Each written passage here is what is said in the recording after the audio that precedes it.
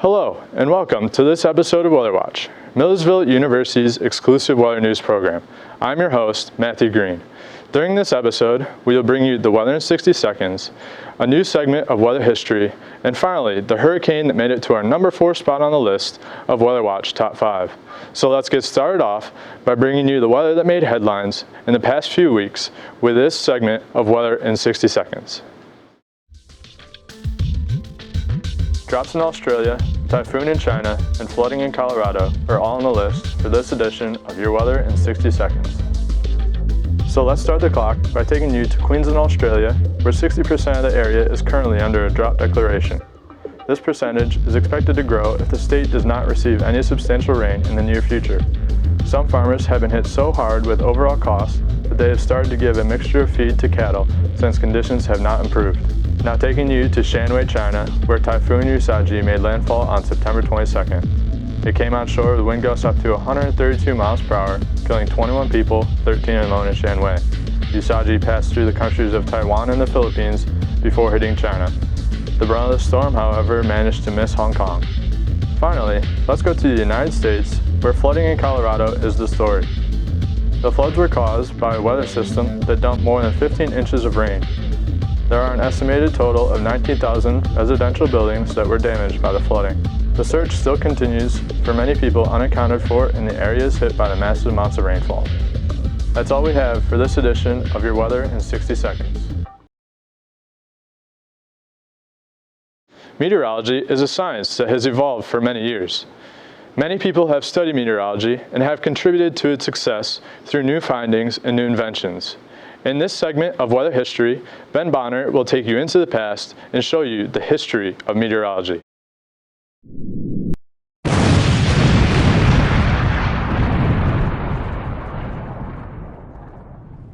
Before the 1960s, everyone knew about hurricanes in a physical sense, like what these storms have done in the past and what they have the power to do in the future. What everyone didn't know about hurricanes, however, is what they look like, at least from a satellite's perspective. That changed in 1960 when the United States launched its first successful weather satellite. TIROS-1 was sent into orbit by NASA on April 1, 1960. This satellite paved the way for our modern-day weather satellites. Because of the updates and quick modernization of satellites, the first hurricane season in this satellite era came in 1967. The hurricane season in 1967 started out much like the season in 2013, very limited activity, then all of a sudden the tropics came alive. On August 24th, an upper-level disturbance moved off the coast of Africa. A few days later, satellites revealed increasing organization of the storm moving westward at about 15 miles per hour, and the path of a tropical depression began. The first named storm became Arlene on August 30th as it reached tropical storm strength with winds recorded at 70 miles an hour. The freshly designed satellites were able to track Hurricane Arlene all the way to the middle of the Atlantic Ocean, where winds were maxed out at 86 miles an hour with a recorded low pressure of 982 millibars.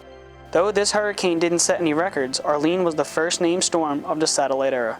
Reporting for Weather Watch, I'm student meteorologist Ben Bonner. Thanks, Ben. We continue our countdown with Weather Watch's Rosa Brothman to see what hurricane takes the number 4 spot on the list in this segment of Weather Watch Top 5.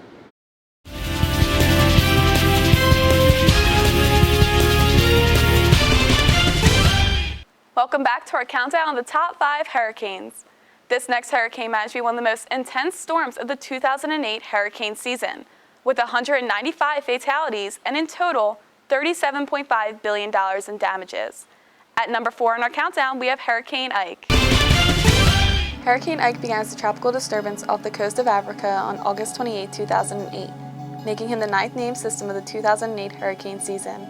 Ike began as a tropical depression on September 1st west of the Cape Verde Islands and managed to become a tropical storm that same day.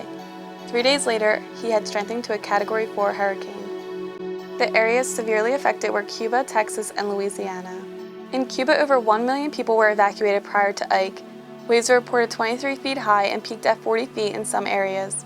Ike made landfall as a Category 3 hurricane on September 8th on the north coast of eastern Cuba. Ike was responsible for extreme flooding, and by the time he departed Cuba, he had weakened to a Category 1 hurricane. Damages from Ike made this the most destructive hurricane in Cuba's history. Ike then moved into the southern Gulf of Mexico on September 9th, where he remained for the next 3 days. He slightly intensified, then made landfall north of Galveston Island on September 13th as a Category 2 hurricane. In the United States, Hurricane Ike's total damage was $29.5 billion. Hurricane Ike made his second landfall on the Texas coast on September 13, 2008.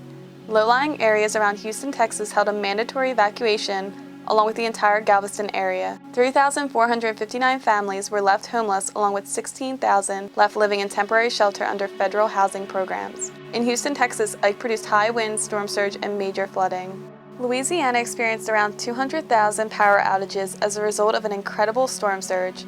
Most of the coastline was completely flooded, leaving hundreds stranded needing to be rescued. After making numerous landfalls and causing catastrophic damages to these areas, Ike made his way inland where he became extratropical, moving rapidly through the Ohio Valley into Canada, producing hurricane gust winds along the way. As an extratropical system, Ike was responsible for 28 deaths and more than $1 billion in damage. Reporting for Weather Watch, I'm student meteorologist Rosa Brothman. That's all we have for this episode of Weather Watch. Please be sure to like us on Facebook and follow us on Twitter at the addresses listed below. You can also check out our website, muweatherwatch.com, to view our whole collection of episodes. On behalf of our cast and crew, I'm Matthew Green. Thanks for watching, and we'll see you next time.